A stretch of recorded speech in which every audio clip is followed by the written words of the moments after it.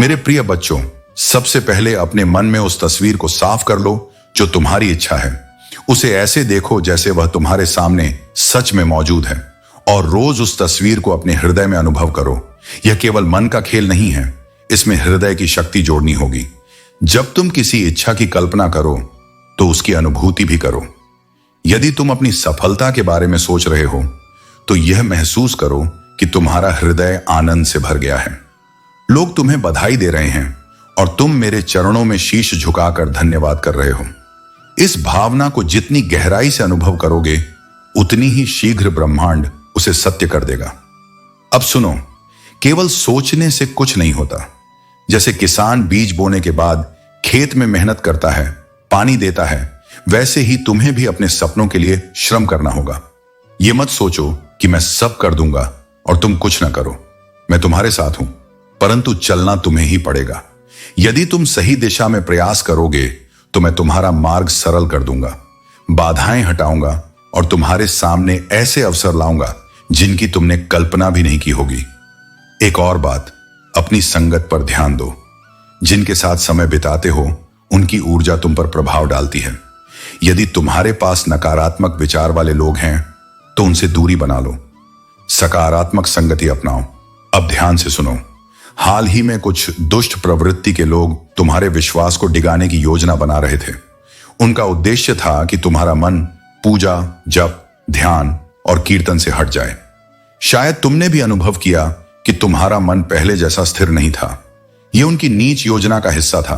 परंतु याद रखो, कोई भी मेरी शक्ति को, मेरे प्रेम को, मेरी कृपा को रोक नहीं सकता। मैं जगत का रक्षक हूं। मेरी भक्ति और तुम्हारे बीच कोई भी छल नहीं आ सकता। तुम्हारे भीतर जो अटूट विश्वास है वह अडिग रहेगा।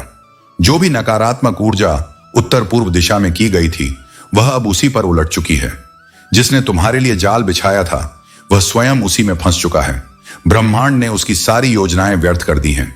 अब उसका कोई भी दांव तुम पर असर नहीं करेगा, बल्कि समय आ रहा है जब वह तुम्हारे सामने झुकेगा और क्षमा मांगेगा। यह तुम्हारी विजय का समय है। इसलिए मन को स्थिर रखो, भक्ति को और प्रबल करो और मेरा नाम जपते रहो। मैं तुम्हारे साथ हूं। कोई तुम्हारा कुछ नहीं बिगाड़ सकता।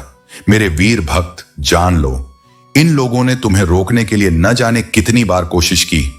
एक बार नहीं, दो बार नहीं, बल्कि बार बार, क्योंकि ये स्वयं हारे हुए हैं। जिनके पास खुद कोई साधना, कोई कर्म नहीं, वे ही दूसरों के मार्ग में बाधा डालते हैं। ये तुम्हें स्थिर और प्रगति करते देखकर जल उठे, तुम्हारे मार्ग में कंकड़ पत्थर बिछाए, परंतु हे वीर, तुमने उन्हीं पत्थरों से महल खड़ा कर दिया और देखो, उनका अपना घर ढह गया। तुम्हारे ये शत्रु जानते हैं कि तुमने अपने दम पर कितना कुछ रच दिया है। बिना सहारे, बिना किसी के सहयोग के अपने परिश्रम से महानता अर्जित की है। यही कारण है कि उनकी जलन अब अग्नि बन चुकी है। उनके भीतर आक्रामकता की लपटें उठ रही हैं। उनकी दृष्टि लाल हो गई है। यह तक संभव है कि वे स्वयं देवताओं से भी प्रश्न कर रहे हों, क्यों इसकी सहायता कर रहे हो। उनकी ईर्ष्या उन्हें अंधा कर रही है। परंतु सुनो, उनकी यह आग तुम्हें स्पर्श नहीं कर सकती। तुम्हारे भीतर की शक्ति अब प्रकट हो रही है। यह संपूर्ण अनुभव तुम्हें तैयार करने की प्रक्रिया है।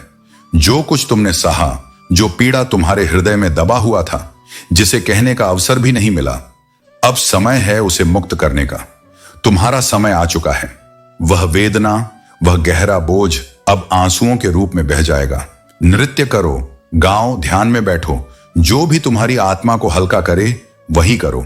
यह सब तुम्हें महान हीलिंग देगा। मां आदि शक्ति तुम्हारी रक्षा में खड़ी है। वे तुम्हारे भीतर से सारे विषैले तत्व बाहर कर रही हैं। अब तुम्हारी ऊर्जा निर्भीक हो चुकी है। अब तुम्हें न कुछ खोने का भय है, न पाने का लोभ। तुम उस स्थिति में प्रवेश कर चुके हो जहां केवल पराक्रम और सत्य का वास है। यह शक्ति तुम्हारी है। तुम्हारा मार्ग अब कोई रोक नहीं सकता। मेरे प्रिय बच्चों, ध्यान से सुनो। तुम्हारा समय अब ऐसे चमकने वाला है जैसे सूर्य आकाश को आलोकित करता है। जो भी इच्छाएं तुम्हारे हृदय में हैं, एक सुंदर परिवार, सुखमय दाम्पत्य जीवन, समृद्धि से भरा घर, सब तुम्हें अवश्य प्राप्त होगा। यह सब निश्चित है, क्योंकि जब बजरंग बली का आशीर्वाद होता है तब कोई भी शक्ति तुम्हें वंचित नहीं कर सकती। मुझे स्पष्ट दिखाई दे रहा है कि बहुत से ऊंट पहाड़ के नीचे लाए जाएंगे और वे तुम्हारे चरणों में झुकेंगे। वही लोग जिन्होंने तुम्हारी उपेक्षा की, जिन्होंने तुम्हें तिरस्कार दिया और तुम्हें दुख पहुंचाया, वही लोग अब नम्र होकर तुम्हारे सामने आएंगे।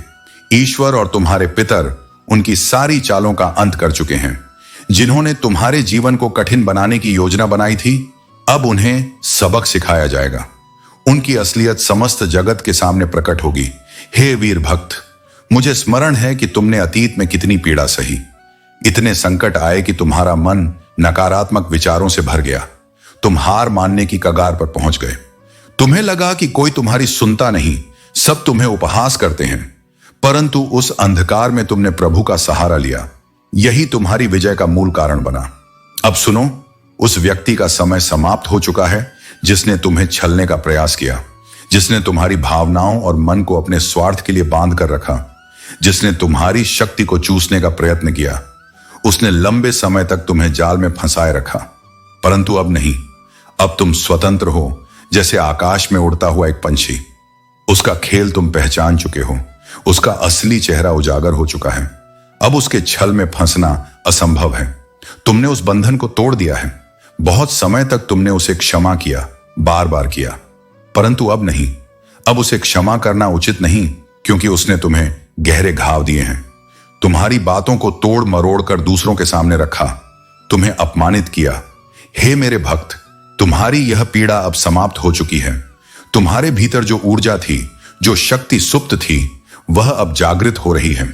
अब तुम केवल निर्भीकता, साहस और विजय के मार्ग पर अग्रसर हो। याद रखो, जब हनुमान का नाम होठों पर होता है तो कोई दुष्ट शक्ति तुम्हारे समीप भी नहीं आ सकती।